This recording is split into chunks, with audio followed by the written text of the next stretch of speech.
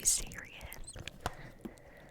The way I squealed when this came in the mail. I'd be crackling.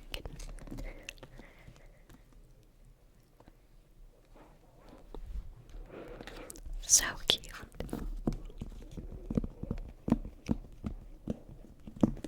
I love. So, I just want to read a little bit from each of these books. Not too much as to spoil anything, but just enough.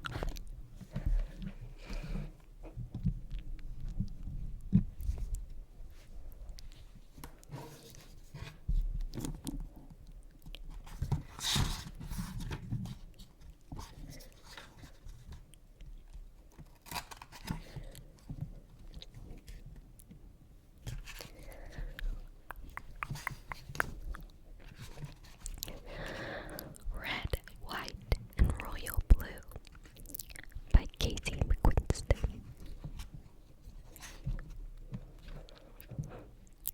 For you, the readers who made this possible.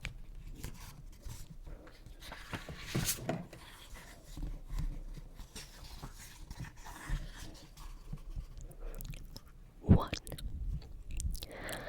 On the White House roof, tucked into a corner of the promenade, there's a bit of loose paneling. Right on the edge of the solarium. I honestly have no idea what they're talking about. If you tap it just right, you can peel back enough to find a message etched underneath with the tip of a key or maybe some stolen West Wing letter opener.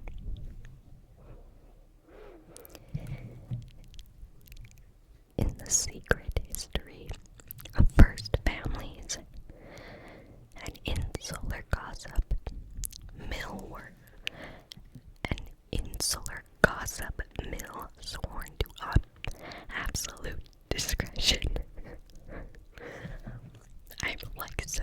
I'm just so excited. I'm jumbling my words. In the secret history of first families and insular gossip, mill sworn to absolute discretion about most things on pain of death. There's no definite answer for who wrote it. The one thing people seem certain of is that only a presidential son or daughter would have been daring enough to deface the White House. Some swear it was Jack Ford with his Hendrix record and split-level room attached to the roof for late-night smoke breaks. Others say it was young Lucy Johnson. Thick ribbon in her hair, but it doesn't matter. The writing stays a private mantra for those resourceful enough to find it.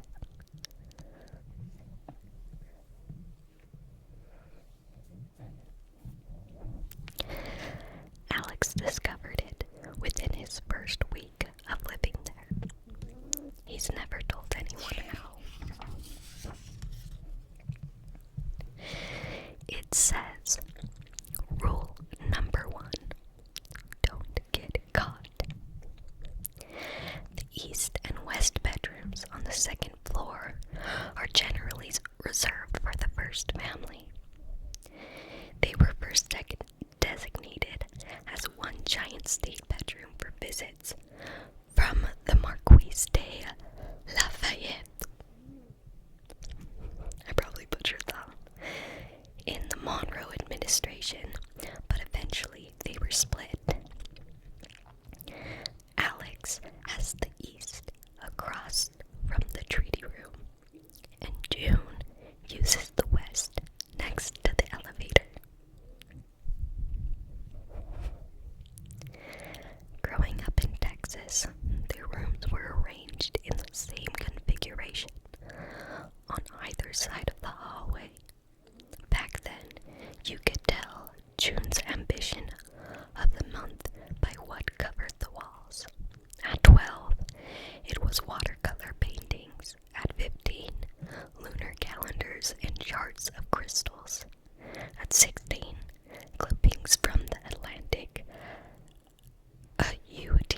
Austin Bennett, Gloria Steinem, Zora Neale Hertzog, and experts from the papers of Dolores. I'm butchering these names, I know I am, just bear with me. Honestly, when I'm reading in my head, I'm just like reading and I'm like, I just like mumble in my head over the names. So his own room was forever the same, just steadily more stuffed with lacrosse trophies and piles of AP coursework. It's all gathering dust in the house they still keep back home. On a chain around his neck, always hidden from view, he's worn the key to that house since the day he left for DC.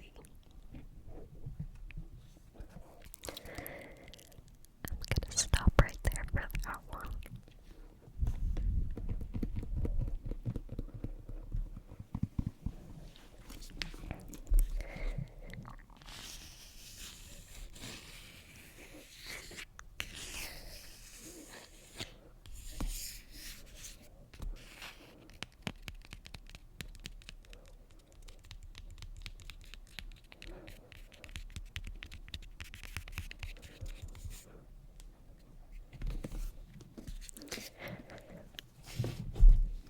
Oh dang, I should have read the cover page.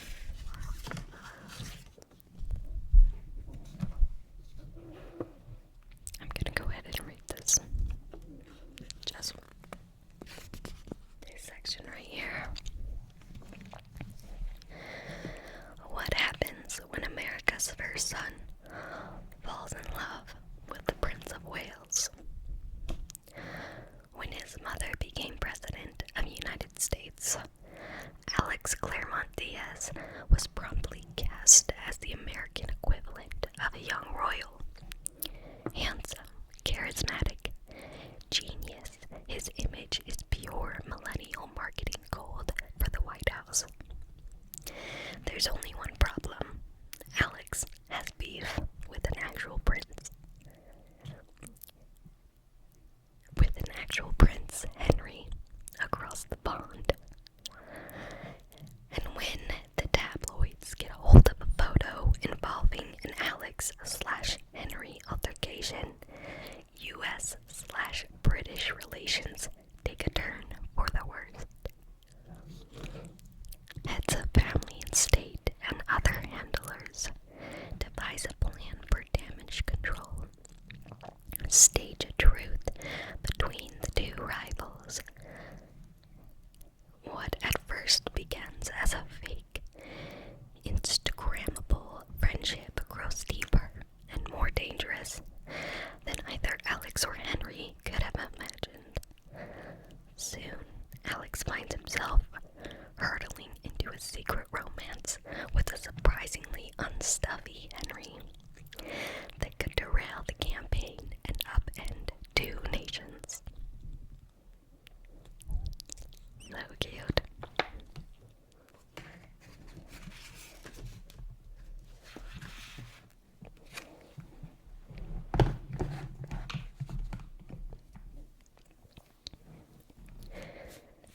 Okay.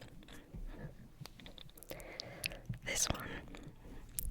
So after I read red, white, and royal blue, that's kind of a tongue twister. I was like, well, I gotta read her other books because I love that. So this one.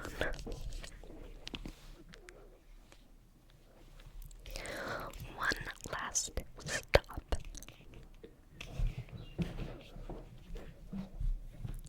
By Casey McQuiston.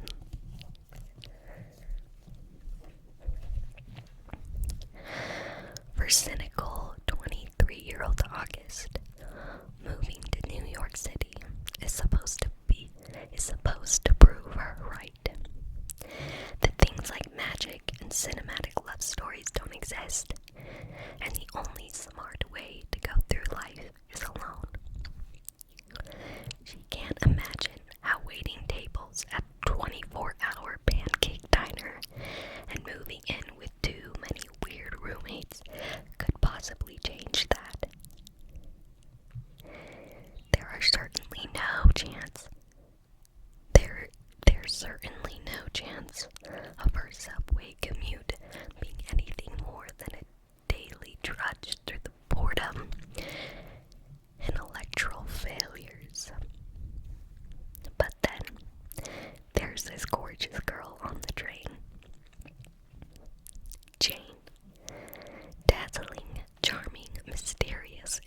impossible Jane.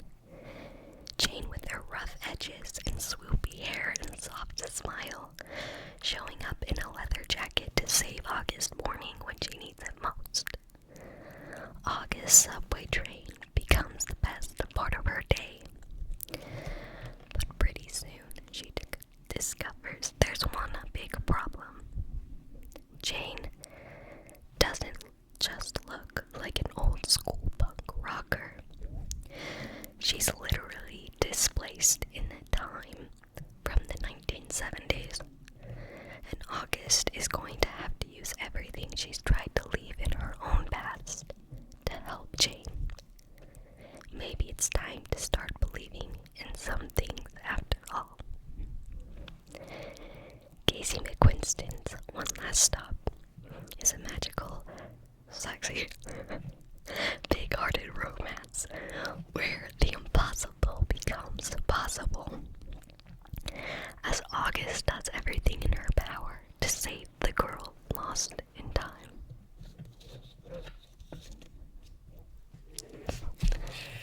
Dude, I love this one.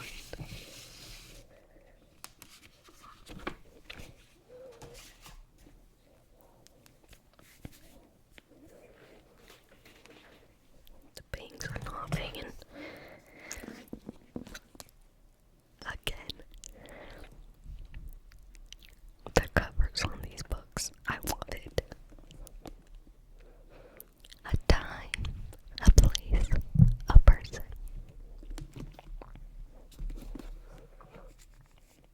And some Converse on the back.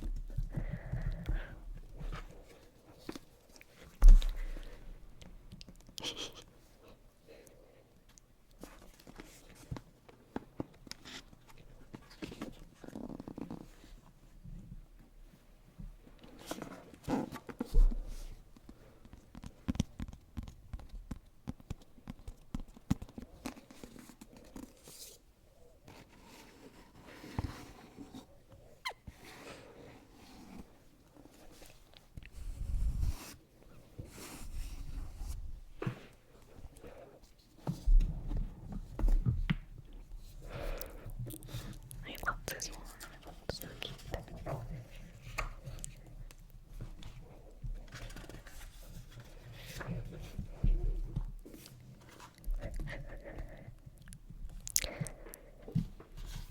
Oh wait. The dedication is to butches, earth signs, and those of us who refuse to stop existing.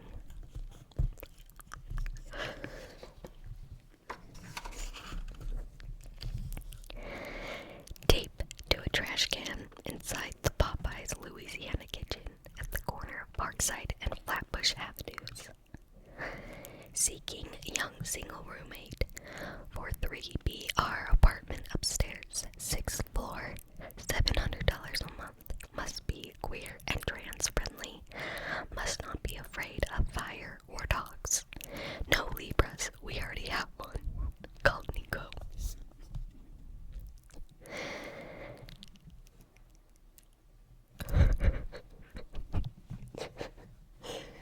This is gonna start off so weird.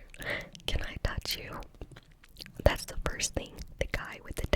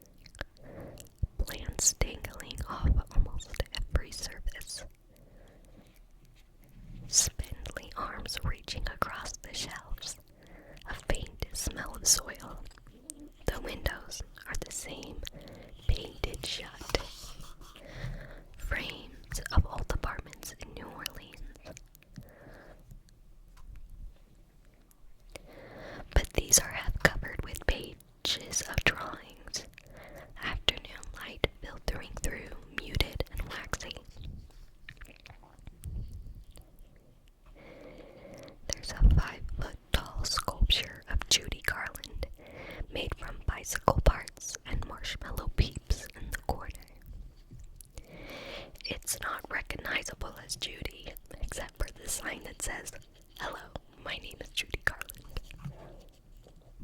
Nico looks at August, hand held out, blurry in the steam from his tea. He's got his black on black greaser thing going on, a dark undercut against light brown skin, and a confident jaw, a single crystal dangling from one ear. Tattoos spill down both his arms and lick up his throat from beneath his buttoned-up collar. His voice is a little croaky, like the back end of a cold. He's got a toothpick in one corner of his mouth. "Okay, Danny Zuko, calm down." "Sorry, August stares, stuck on his question. "What?"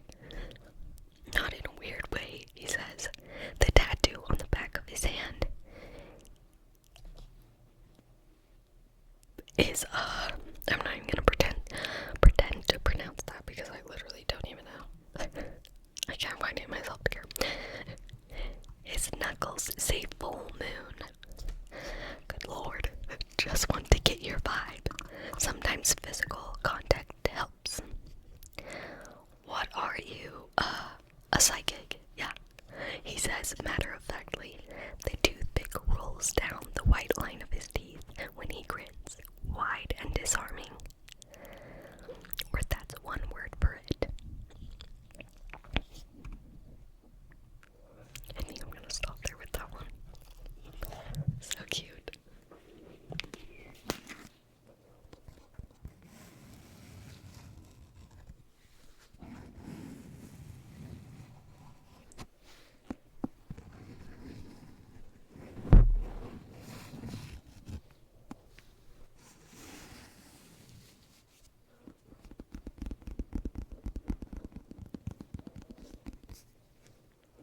I love.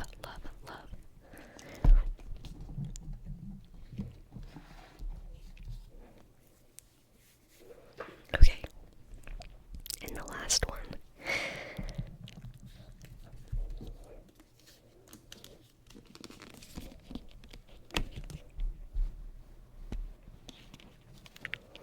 If you know, you know, and I don't want to hear about it.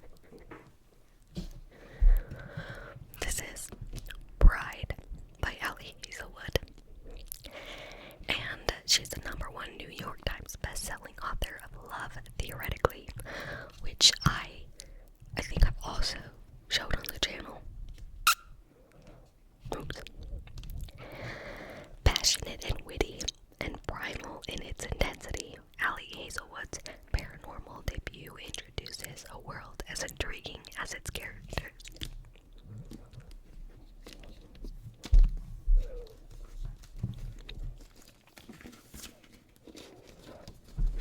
The hardcover of this one. Cute, classy.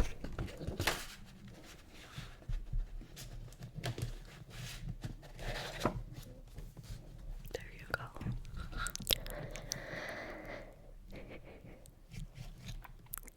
Okay, so before I start this, I was never a Twilight girl because it was like just before my generation.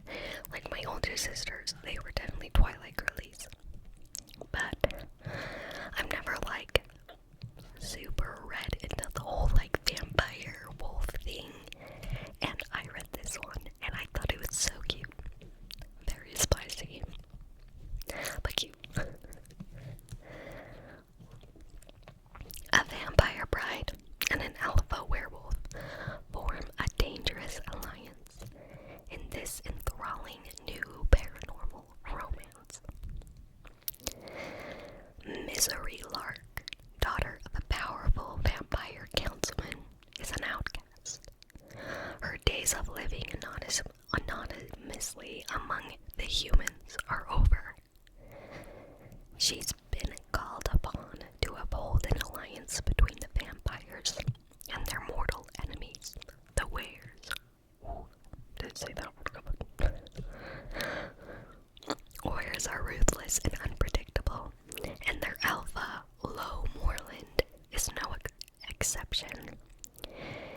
He rolls his back with absolute authority, but not without justice or feeling. It's clear from the way he tracks Misery's every movement that he doesn't trust her. If only he knew how right he was.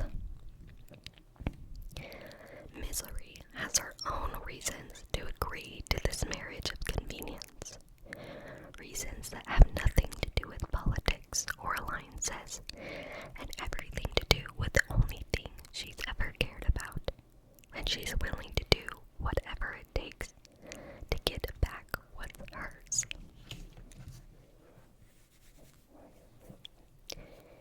Cute.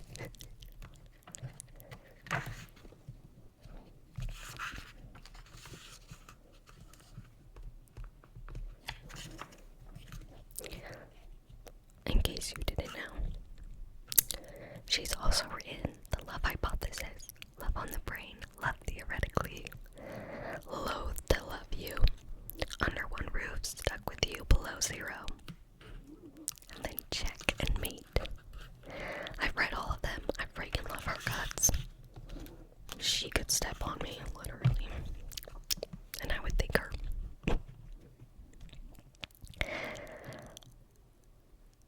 I want to say to Tal and Sarah, I could not do this without you, and I wouldn't even want to.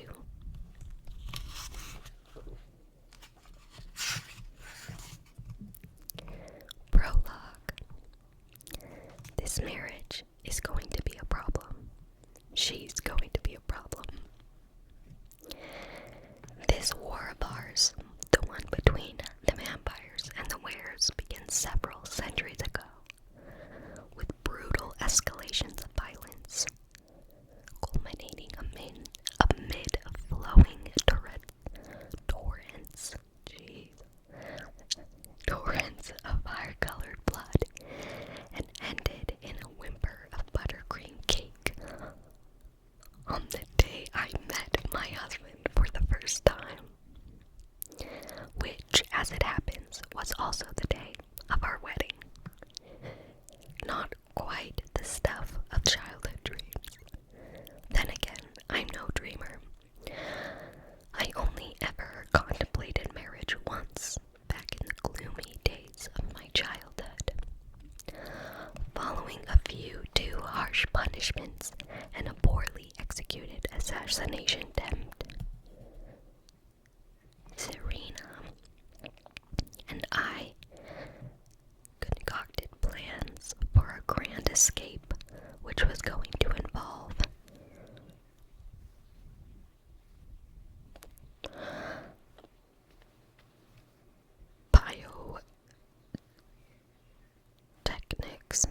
pyrotechnics, based diversions, stealing our math tutor's car, and flipping off our caregivers in the rear view mirror. We'll stop by the animal shelter and adopt one of those shaggy dogs. Pick up a Slurpee for me, some blood for you.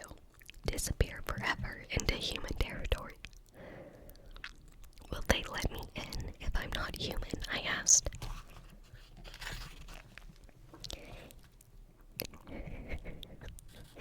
Even that was the least of our plan's flaws. We were both 11. Neither of us could drive. Interspecies peace in the southwest region relied quite literally on me staying the hell put. I'll vouch for you. Will that be enough? I'll marry you. They'll believe you're human, my human wife. As proposals went, it seemed solid. So I nodded solemnly and said, I accept. That was 14 years ago, though. And Serena never married me. In fact, she's long gone. I'm here alone, with a giant heap of expensive wedding favors that'll hopefully fool guests into overlooking the lack of love, genetic compatibility, or even previous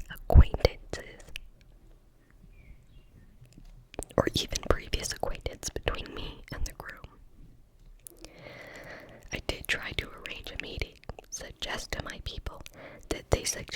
his people that we could grab lunch the week before the ceremony, coffee the previous day, a glass of tap water on the morning of, anything to avoid "how do you do" in front of the officiant. My request was escalated.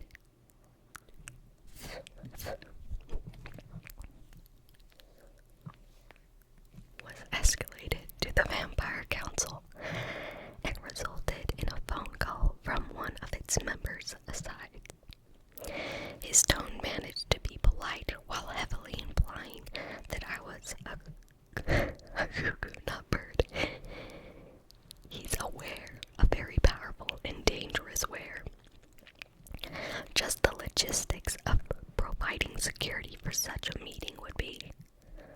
"I'll be marrying this dangerous where," I pointed out evenly, and a bashful throat was cleared. "He's an alpha, Miss Lark. Too busy to meet. Busy with... ... his pack, Miss Lark."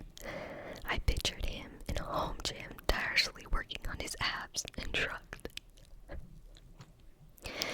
10 days have passed, and I have yet to meet my groom. Instead, I've become a project, one that requires a concerted effort from an interdisciplinary crew. To look wettable, a manicurist coaxes my nails into pink ovals, a facialist smacks my cheeks with relish, a hairdresser magically hides my pointed ears under a web of dark blonde braids, and a makeup expert paints a different face on top of mine. Something interesting and sophisticated and psychomatic. "This is art," I tell him, studying the contouring in the mirror. "You should be a canine fellow." "I know, and I'm not done," he reprimands, before dipping his thumb into a pot of dark green stain and swiping it over the insides of my wrists and the base of my throat on both sides. "My nape. What's this?" "Just a bit of color. What for?" A snort. I pulled strings and researched where customs. "Your husband will like it." He whooshes away, leaving me alone with 5 odd markings and a newfound bone structure. I squeeze into the bridal jumpsuit that the stylist begged me not to refer to as a onesie, and then my twin brother comes to retrieve me. "You look stunning," Owen says flatly, distrustfully, squinting at me like I'm a fake $10